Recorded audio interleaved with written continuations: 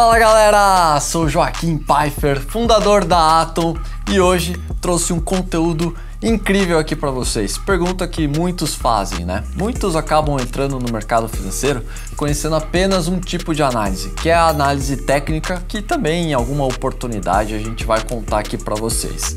Mas há uma outra análise, que é uma análise fundamentalista, que as pessoas não gostam muito ou têm algum preconceito porque acham ela muito complicada ou muito difícil. Mas eu vou mostrar para você como é muito fácil você fazer esse tipo de análise e como você pode utilizá-la para melhorar a escolha dos seus investimentos. E se você está curtindo aqui tudo que a gente está colocando para vocês, não esquece de se inscrever no nosso canal, baixar o nosso app e também compartilhar, curtir e comentar. Vamos lá comigo então? Bom, para quem não sabe, uma análise fundamentalista, em um jargão assim bem simples e fácil, é a análise dos fundamentos.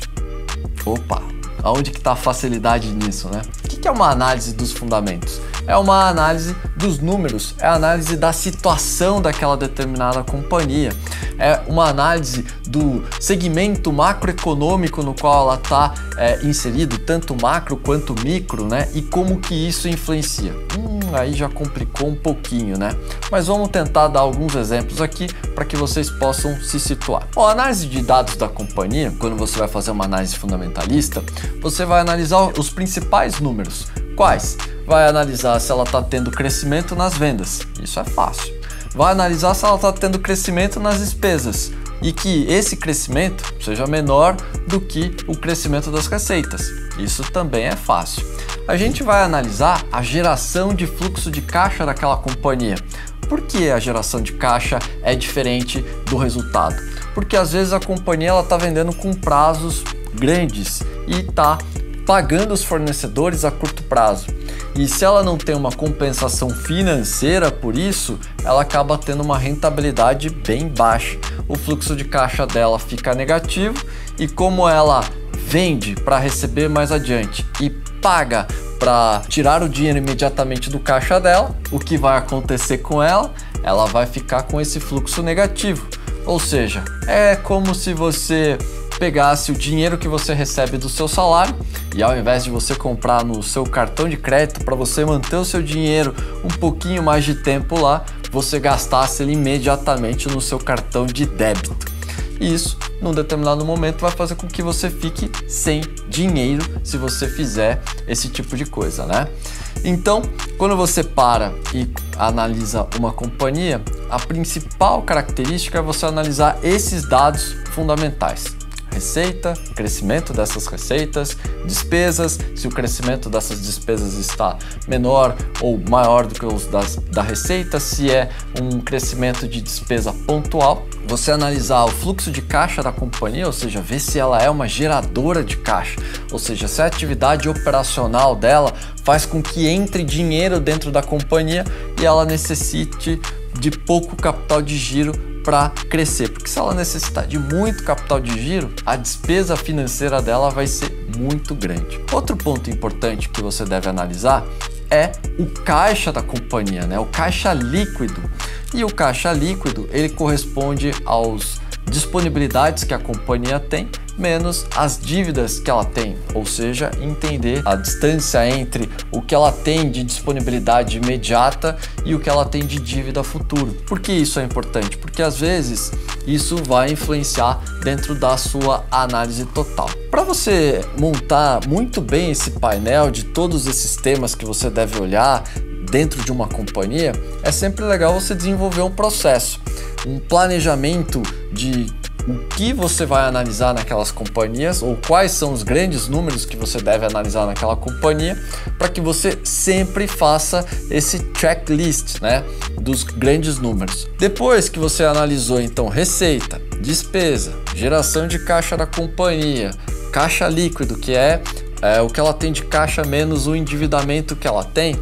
Outra coisa muito importante é, bom, você viu que é um negócio que aparentemente, numericamente, ele é viável. E aí, qual que é o grande ponto depois? É você descobrir se no mercado de atuação o produto daquela companhia é viável, ele tem um crescimento, ele tem uma demanda ao longo do tempo para você estimar se ela vai poder continuar crescendo as suas receitas. E como é que você faz isso?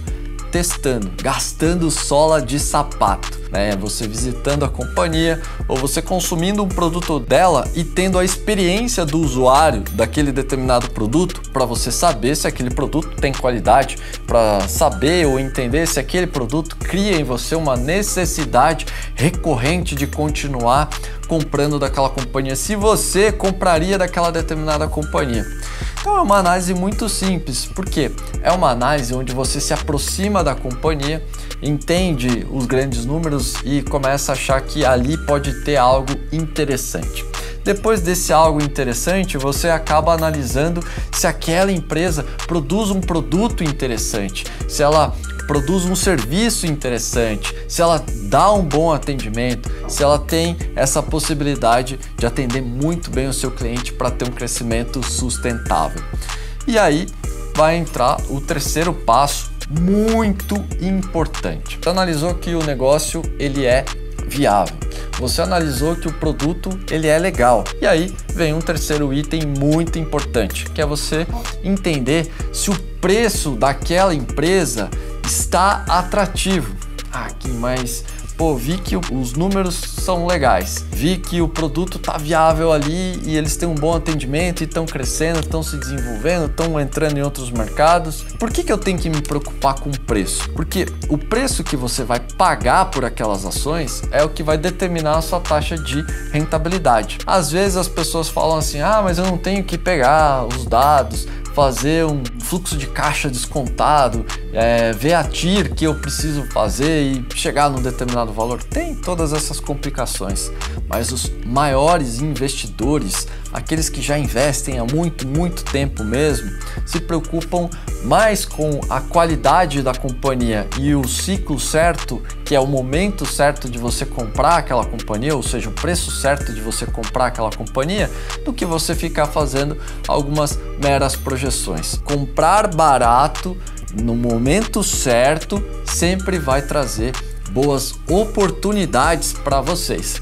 Então, quando você vai analisar o preço de uma companhia, então você viu que o negócio é viável, viu que o produto dela é legal, você precisa entender se o mercado dela e o quanto que a parte macroeconômica, que é a cíclica, influencia no crescimento dela. E aí é muito fácil. Se você está olhando aquela companhia, você sabe que ela está vendendo os produtos dela e que ela sempre vai vender mais os produtos dela quando a economia de maneira geral estiver aquecida, estiver bem, ou seja, quando as taxas de juros estiverem um pouco mais baixas e que as pessoas estejam ganhando mais dinheiro, né, com uma inflação ali controlada. Quando você tem uma taxa de juros mais alta e você tem uma inflação um pouquinho mais alta, as pessoas diminuem o poder de compra, diminuem o apetite.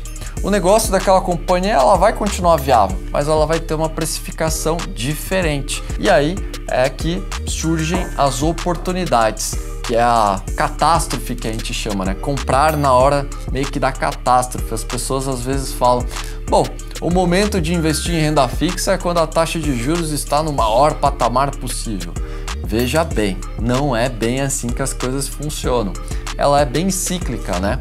E eu já vou dar aqui alguns exemplos ou spoilers aqui para vocês. Mas dentro da análise fundamentalista, é muito simples você olhar o ciclo. Quando o juro está no maior patamar, quando a inflação está ali também no maior patamar e parece que a taxa de juros vai subir para sempre, que a inflação vai subir para sempre, pode ter certeza. As empresas provavelmente vão estar sofrendo uma grande reprecificação e essa reprecificação dos seus fundamentos, dos seus valuations, né, vão fazer com que as cotações fiquem ou comecem a ficar muito atrativas. E aí, quando que você deve escolher? Quais múltiplos você deve olhar? Um múltiplo que eu gosto muito é o EV/EBITDA, que mede o Enterprise Value, ou seja, o valor ali da companhia, o valor de mercado da companhia, pela geração de caixa dela. Essa geração de caixa da companhia, tem empresas que negociam num múltiplo de 7, 8, 9, 11 vezes, num histórico de expansão, né? Quando você tem uma taxa de juros baixa ou quando você tem uma taxa de juros controlada ali, não tão alta ou não tão baixa, uma taxa de juros neutra, né? Você vai encontrar esses múltiplos de 8 a 11. Quando você vê uma situação de taxa de juros muito alta, você vai acabar encontrando esse múltiplo, que é o que está acontecendo com a bolsa, de várias empresas negociando entre 1,5 até 4. O que isso significa? Significa que essas empresas sim estão mega descontadas. Por quê? Porque se você comprar uma empresa que está com essa relação de EV/EBITDA de 2 e normalmente nos ciclos normais, né, de expansão ela negocia a 10 vezes, significa que o potencial de valorização dela pode ser de 4 a 5 vezes, ou seja, a cada real que você investe, você pode ganhar 5 reais. Então, quando que é o momento de você comprar esses ativos? Quando estão com essa relação EV/EBITDA baixos, né? Que é o valor de mercado das empresas pela geração de caixa. Então, recapitulando aqui para você não se perder. A análise fundamentalista é a análise dos números da companhia em conjunto com o ciclo econômico em que essas companhias estão inseridas. De acordo com esse ciclo econômico, algumas companhias vão ficar mais caras e outras companhias vão ficar mais baratas, porque em algum determinado momento, algumas se beneficiam mais e outras menos desse ciclo. E aí é o momento que você deve buscar comprar essas ações, porque você vai plantar e depois você vai colher algo muito melhor. Então, se eu fosse definir, né, como que você deve fazer uma análise fundamentalista, é você criar um processo muito simples, entender se o negócio é viável, entender se o produto daquela companhia é bom, entender se o ciclo que a taxa de juros está no momento é o adequado para você comprar aquela determinada companhia ou esperar, analisar a relação dos múltiplos da companhia, que pode ser o EV/EBITDA daquela determinada empresa, e aí sim você tomar uma decisão se você deve ou não comprá-la imediatamente ou comprá-la aos poucos, né? Você deve alocar o seu capital aos poucos. Um negócio muito legal e importante: você nunca deve comprar 100% do seu dinheiro numa única empresa. O ideal é que você tenha pelo menos 5 empresas na sua carteira, ou seja, não tem uma concentração de mais de 20% do seu capital investido numa única companhia. Ah, mas eu acredito muito nessa companhia e eu tenho certeza. Beleza, você pode chegar a 25%. Mas os grandes investidores sempre mantêm estes percentuais e nunca dão all-in e vão ajustando conforme vão acontecendo os desempenhos. Mas isso é papo para outro dia. O dia de hoje era para falar sobre análise fundamentalista. Exemplos agora clássicos do que está acontecendo agora no mercado. Bom, a gente viu que em função da pandemia, as taxas de juros no Brasil, principalmente, vieram para patamares muito baixos, próximo de 2% ao ano. As empresas como Magalu, Via Varejo, Lojas Americanas, entre outras, tiveram grande valorização. As ações da Magalu, por exemplo, que são as mais famosas, né, chegaram a ser cotadas a R$25, R$27 mais ou menos, tá? E depois que você teve esse momento de muita abundância de liquidez, taxa de juros baixas, etc., o que aconteceu? Você teve o Banco Central tendo que corrigir esse ciclo, porque a inflação começou a vir forte e a taxa de juros saiu de 2 para 13,25 nesse momento, sendo que já está contratado mais 0,5%, podendo chegar a 13,75 conforme as taxas de juros futuras indicam. Então, o que aconteceu com isso? Houve uma reprecificação muito forte dessas empresas de varejo. Por quê? Porque as pessoas passaram a consumir menos, porque com a taxa de juros mais alta, com a inflação mais alta, significa que você tem menos dinheiro no bolso para consumir os produtos daquelas empresas. E aquelas empresas passaram a ter uma queda nas suas ações. A Magalu caiu de 25 ou 27 reais para R$2. Nesse momento ela está cotada a pouco mais de R$3. E isso significa que ela teve uma queda de quase 90%. É bizarro, né, gente? Então, o que acontece quando você analisa essa questão cíclica e o quanto ela é importante? A Magazine Luiza ela tem uma taxa interna de retorno, crescimento nas receitas excepcionais, ou seja, crescendo 40% ao ano, com uma taxa interna de retorno em torno de 27% a 28% ao ano, ou seja, para cada capital que ela investe, ela consegue rentabilizar em 30% ao ano. Mas em função das perspectivas cíclicas, as ações tiveram uma queda muito forte. Em contrapartida, os bancos que sofreram muito com as taxas de juros muito baixas tiveram agora uma alta. O Banco do Brasil, que estava cotado a 20 e poucos reais, chega a quase R$38 nesse momento. Então o mercado ele é cíclico, ele anda muito nesses movimentos de juros e as empresas vão se comportar, sendo que as que mais se beneficiam vão ter um tipo de rentabilidade e as que não se beneficiam desses movimentos, óbvio, vão ter um movimento contrário. Então o que você tem aí que você precisa entender é que você tem que comprar os bancos quando as taxas de juros estão muito baratas e você tem que vender os bancos quando as taxas de juros já começarem a mostrar sinais que estão no patamar mais alto.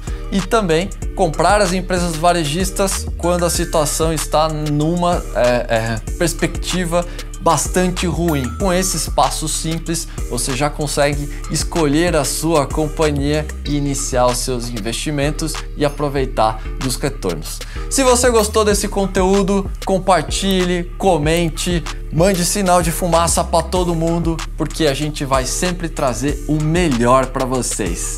É isso aí, galera. Fiquem com Deus e até mais.